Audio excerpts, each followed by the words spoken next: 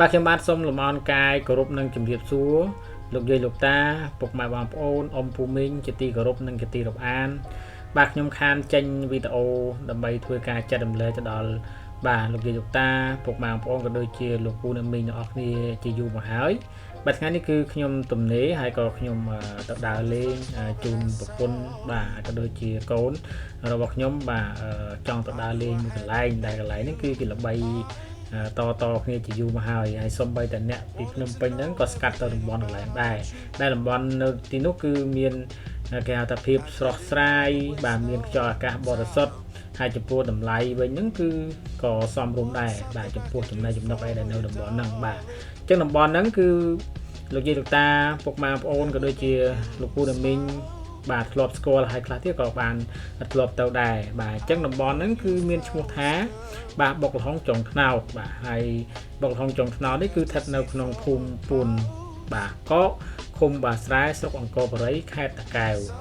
បាទអញ្ចឹងខ្ញុំមកថ្ងៃនេះគឺយកកាមេរ៉ាមកថតបាទទេសភាពនៅកន្លែងតំបន់រមណីយដ្ឋាននេះដើម្បីធ្វើការចែករំលែកទៅដល់ពុកម៉ែបងប្អូនលោកយាយលោកតា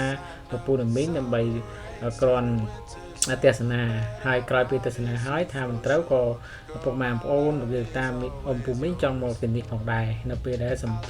សម្រាប់ពីការងារគ្រាន់ជាលំហែហើយនឹងហូបអាហារជុំគ្នាផងដែរបាទ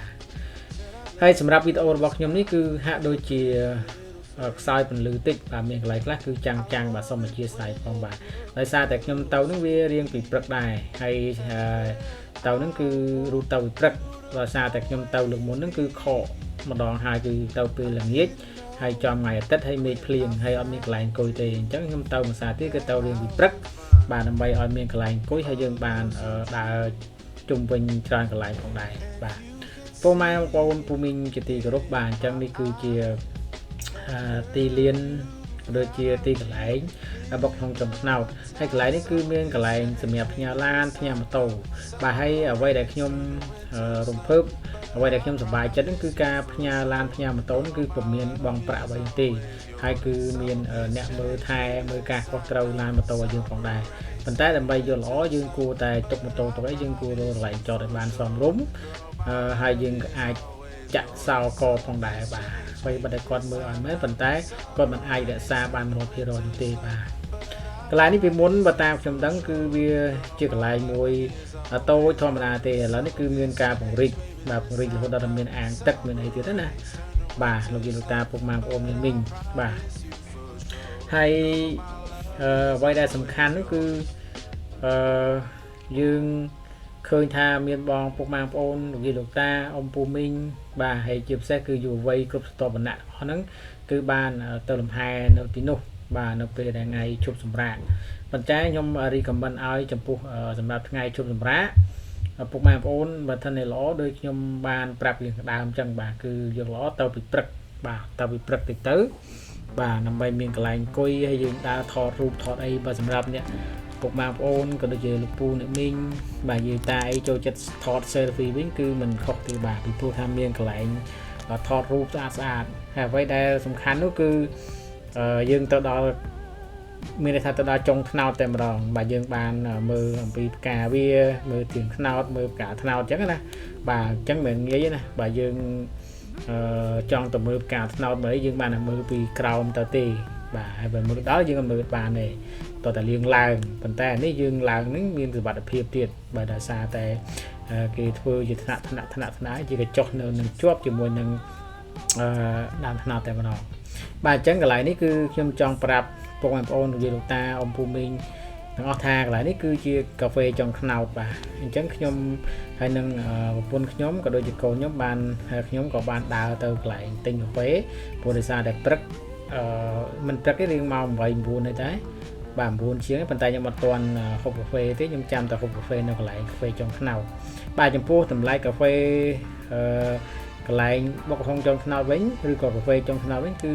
តម្លៃសមរម្យពុកម៉ែបងប្អូនគឺមានតម្លៃត្រឹមតែមួយកែវ 5,000 រៀលទេអានេះសម្រាប់កាហ្វេដល់គូតកបាទហើយសម្រាប់កាហ្វេតកវាអាចតម្លៃធូរជាងហ្នឹងឬក៏ហើយក្នុងហ្នឹងមិនមានតែកាហ្វេទេគឺមានភេសជ្ជៈគ្រប់មុខតែម្ដងពុកម៉ែបងប្អូនចង់ញ៉ាំអីគឺគេនឹងមានមេនុយឲ្យមើលហើយពុកម៉ែបងប្អូនអាចកំងហូបបាន បាទតែសម្រាប់ខ្ញុំគឺខ្ញុំមិនចោលទេកាហ្វេតាហ៊ូតកកបាទ2កែវហើយមានកូនខ្ញុំគាត់ទិញម្ជូរព្រឹកបាទប៉ុន្តែខ្ញុំអត់បានសាករសជាតិម្ជូរព្រឹកទេថាមិនដឹងតែឆ្ងាញ់ប៉ុណ្ណាទេបាទឥឡូវបើក្រោយបន្ទាប់ពីខ្ញុំមកថតreview ឡើងហាងកាហ្វេចុងថ្នោតហើយខ្ញុំមក review កញ្ចុះនៅលើដើមថ្នោតបាទនៅជាប់ថ្នោតហ្នឹងឲ្យពុកម៉ែបងប្អូនបានមើលបាទមុននឹងខ្ញុំឡើងទៅខ្ញុំថតវីក្រោមតើពុកម៉ែបងប្អូនបានមើលបាទហើយទីទៀតខ្ញុំនឹងឡើងទៅកាន់កញ្ចុះតែម្ដងបាទឡើងទៅលើហ្នឹងបាទហើយកន្លែងនេះគឺគេពង្រីកបាទជាកញ្ចុះឲ្យតូចទៅដល់ខាងកើតទៅទៀតបាទហើយយើងឃើញតែច្រើនកញ្ចុះបាទហើយកញ្ចុះហ្នឹងបងប្អូនមិនបាច់ចាំភ័យថាពេលមេឃក្តៅខ្លាំងឬក៏មេឃភ្លៀងនេះគឺទឹកឯងគឺគេមានរនាំងបាំងណាបាទហើយគេធ្វើជាស្ពានដូចថាមានក្បាច់ក្បូរនៅកន្លែងកណ្ដាលហ្នឹងហើយមានកញ្ចុះទូសម្រាប់បងប្អូនអង្គុយបាទហូបពិសាបកហុងឬក៏ហូបអាហារផ្សេងទៀតដែលនោះមានស្លាបមាន់អាំងឬក៏មានអ្វីផ្សេងទៀតដែរបាទអញ្ចឹងសំខាន់លើបងប្អូនកំងឲ្យយកទៅហូបបាទហើយចំពោះតម្លៃកញ្ចុះហ្នឹងគឺគេមិនគិតទេបាទព្រោះថាបងប្អូនមិនបាច់ចាំយកម្ហូបអាហារឬក៏យកអីវ៉ាន់ទៅហូបទេដោយសារតែកន្លែងហ្នឹងគឺមានបានដាក់ផ្លាកហាមហើយគឺគេហាមយករបស់ពីខាងក្រៅចូលណាដូចជារបស់ហូបឬក៏របស់ទឹកភេសជ្ជៈផ្សេងជាដើមបាទយើងមិនចាំបាច់យកចូលទេដោយសារតែហាងហ្នឹងគឺគេមានកន្លែងឬក៏មានម្ហូបអាហារជាច្រើនមុខឲ្យយើងជ្រើសរើសហូបរួចបាត់ទៅហើយបាទហើយបើយើងភេសជ្ជៈវិញគឺមានបាទមានតាំងពីមាន់ដុតបាទមានតាំងពីបុកល្ហុងអ្វីដែលខាងនោះគឺបុកល្ហុងណាបងប្អូនបាទអូខេអញ្ចឹងនេះគឺខ្ញុំមក review ខ្ញុំមកថតកន្លែងកញ្ចុះតែទៅធ្វើថ្មីហ្នឹងបាទដើរចេញពីកន្លែងតូកាហ្វេមកគឺដល់កន្លែងហ្នឹងហើយអញ្ចឹងកន្លែងនេះគឺផ្លូវដើរកណ្ដាលណាបាទសម្រាប់ឲ្យពុកម៉ែបងប្អូនថត selfie ហើយកន្លែងនេះគឺមានខ្យល់អាកាសល្អបាទគឺมันមានសម្រាប់ពុកម៉ែបងប្អូនមានអារម្មណ៍ថាចង់ទៅ relaxing អីអាចទៅកន្លែងនេះបានបាទកែឥឡូវខ្ញុំមកពីនឹងវិញហើយទីទៀតខ្ញុំនឹងថតមកកន្លែងផ្សេងទៀតជូនដល់ពុកម៉ែបងប្អូនបាទអូខេអញ្ចឹងសម្រាប់ពុកម៉ែបងប្អូនដែលទំនេរសម្រាប់វិការងារអីថ្ងៃសៅរ៍ទឹកឬថ្ងៃបុណ្យថ្ងៃទានអីចូលសម្រាប់អាចទៅកន្លែងនេះបានបាទហើយចំពោះទីតាំងគឺខ្ញុំបានរៀបរាប់ហើយប៉ុន្តែនៅក្នុងវីដេអូរបស់ខ្ញុំបានខ្ញុំនឹងដាក់ទីតាំងដើម្បីពុកម៉ែបងប្អូន search នៅក្នុងវីដេអូខ្ញុំក៏បានដែរបាទក្រោមវីដេអូណាបាទអូខេអញ្ចឹងនេះខ្ញុំថតមើលឲ្យមើលពីខាងក្រោមទៅបាទគេធ្វើជាកន្លែងកញ្ចុះណាខ្ចុះឲ្យយើងអង្គុយបាទហើយទីទៀតខ្ញុំនឹងឡើងទៅលើហ្នឹងហើយក៏ខ្ញុំបានថតកន្លែងខ្លះឲ្យពុកម៉ែបងប្អូនទស្សនាផងដែរបាទហើយបើពុកម៉ែបងប្អូនដែលធ្លាប់បានទស្សនានៅកន្លែងនេះហើយបងប្អូនអាចអូរំលងក៏បានដែរណាបាទអញ្ចឹងដោយសារកន្លែងនេះល្បីយូរហើយប៉ុន្តែខ្ញុំអត់តែបានទៅទេទៅម្ដងទៅពេលល្ងាចហើយទៅមេឃហើយចំមេឃភ្លៀងរហូតបាទប៉ុន្តែខ្ញុំទៅផ្លូវកាត់ណាបាទអញ្ចឹងពុកម៉ែបងប្អូនចង់ទៅកន្លែងបុកល្ហុងចុងថ្នោតហ្នឹងគឺបងប្អូនជិះតាមផ្លូវជាតិលេខ2សម្រាប់ពុកម៉ែបងប្អូនជិះតាមផ្លូវជាតិលេខ2បងប្អូនដល់ផ្សារហៅតឹងបាទបងប្អូនដល់ផ្សារហៅតឹងហ្នឹងបងប្អូនបើទៅភ្នំពេញបងប្អូនបាត់ឆ្វេងណាបាទបាត់ឆ្វេងទៅដល់ផ្សារហៅតឹងបាត់ឆ្វេងទៅរហូតទៅដល់ភ្នំសូរហ្នឹងឬក៏បាត់តាមផ្លូវប្រាសាទនាងខ្មៅក៏បានដែរដល់លេខគ្នាទេបាទអញ្ចឹងបើដល់ប្រាសាទនាងខ្មៅគឺបងប្អូនបាត់មកស្ដាំវិញណាបាទមកស្ដាំវិញគឺទៅតាមផ្សារសៃវ៉ាបាទផុតផ្សារសៃវ៉ាហ្នឹងហៅផាភៃលវីហ្នឹងបាទដល់ផ្សារភៃលវីហ្នឹងគឺបងប្អូនបាត់ស្ដាំវិញណាបាទបាត់ស្ដាំរហូតទៅដល់ផ្សារឆែហួសផ្សារឆែទៀតដល់គេហៅថាស្ពានមួយស្ពានហ្នឹងគឺស្ពានធំជាងគេហើយស្ពាននេះឈ្មោះស្ពានហូឈៀមបាទស្ពានហូឈៀមហ្នឹង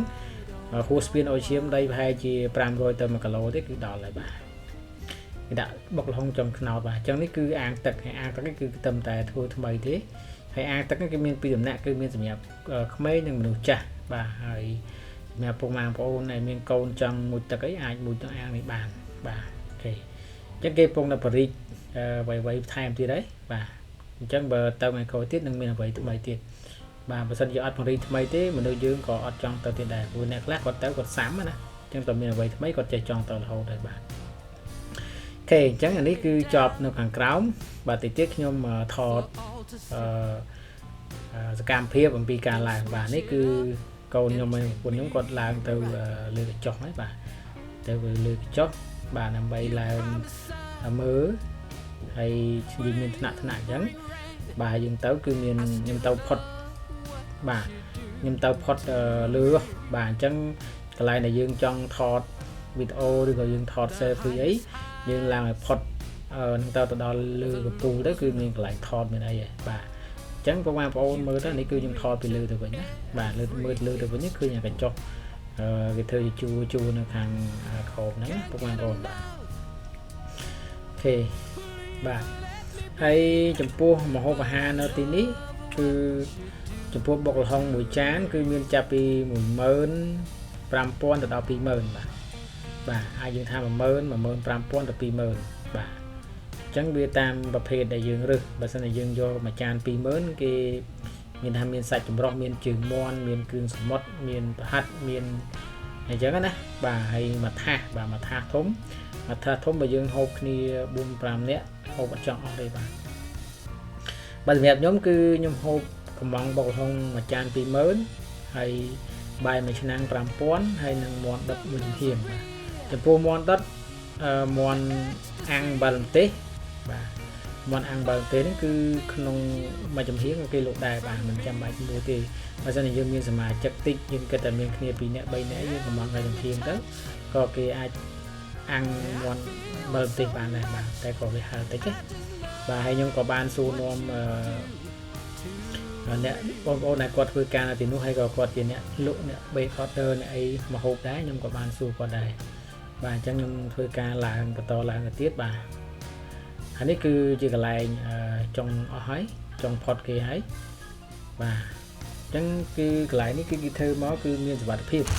mê tha bờ miên không mê mê lá nó cứ bia ăn sâu chè hàng pay mà anh đây nè bà ăn sâu chè miên chơi đúng sự vật phim cái thơ đầm đen khởi thằng chẳng nè công an con bà thì chân lại cái miên nít lại nít cái trong nào đây công an con đó bà hay miên rừng cho mà dương đi tùm hai năm tiệt bà nhưng trong đi rừng để nít cái lại nào này nhưng thoát lại nói công an con mới này nít lại nó tung này cho nó không nắng có cây ban rồi xây bằng ràm đấy người ta ham đây đưa cả ham ấy lại nào nữa chẳng nè còn đây là sao để khai đấy cứ khai pot tật nào đây tật nào đây vì là đấu á bà chân mình là lại nào tung thì kể chẳng lại những cái miếng rừng bên đây là dương của mẹ tiệt cho của mẹ nó đưa nắng rồi vô cho cái của bà này nhưng mà nó và nhưng cách tha cả lại nhít cứ gì cả lại ngôi đài nhom cô ta đi cầm mình phục màn ôn bà lưu lục ta bà ông phụ mình học nghĩa bà bị cô tha tầm lại ní cứ chưa cả lại cái hạt chôn nó bót bà tha kẻ tập bài miếng cho kẻ là sọt sái này bà miếng cho bò sốt bà hay chụp pua tầm lại hồ bà hào ấy cứ tầm lại xong rúng bà mà chan tập pi mớn tập mớn tam tập pi mớn cứ bàn tay chan thúng hay muốn cứ không mà chụp hiến cứ tầm lại tập pi mớn đấy bà hay bái cứ mà nắng tập làm pon thì làm pon nó những hốt o thì bà phụ dương hộp bọc hỏng hiện chặt đại đại trắng này bà trắng dương hộp o thì bà từ bốn hồi vô mùi mình thấy vô mùi tới bị tràn vì chân dương vô mà chỉ hiến cứ không bật chọn o thì muốn bà trắng thì po tầm lại và nắng mòn mà chụp hiến pi mớn là trong nó có nhưng mong còn mong mòn chụp hiến pi mớn bọc hỏng mà chán hay bài làm pon bà chân nhưng cách tha phần nắng vi thà pram mơn cho bà hay từng tật phần đỏ bà ok hay video này cứ miền là phần tế đẹp nhưng trong chân lệ cho đó phục mà phố mật gạo nía hay chỉ trong cõi và xin nhưng xung khăn tay xung phương ca khăn tay là phải tốt vì chúng ta phục mà phố phòng đá và xin miền ca Costco với lừa lúc mình xòm rum đưa lại nam mối xong người ta chỉ xài ở phòng đài hay phục mà phố mẹ ngày sau Tết rồi còn ngày sầm ra bon tiền ấy phong an ôn này trong tờ lì nâu bọc hồng trong nó phong an ôn ai tao bà nè bà bàn tay trong đi của mình ai tao bị bật buộc khai nó khai liền trong ôn tao đi bật thì tao dương miên lại mình đây coi số bố hay dương bạn đã lên tràn ចឹងយើងតំបន់តយើងដល់ពេលហូបអាហារថ្ងៃត្រង់ល្មមចឹងយើងហូបហើយបាទយើងអាចដល់ពេលមកវិញល្មមចឹងណាបាទអរគុណសម្រាប់ការទស្សនាវីដេអូនេះហើយសង្ឃឹមថាពុកម៉ែបងប្អូននឹងទៅលេងនៅតំបន់រមណីយដ្ឋានរបស់គ្នាបាទចឹងយើងគ្រប់គ្រងខ្មែរយើងហើយបងប្អូននៅទីនោះក៏មានការងារធ្វើគ្រប់គ្នាបាទគណៈពេលនេះសូមអរគុណសូមអរគុណ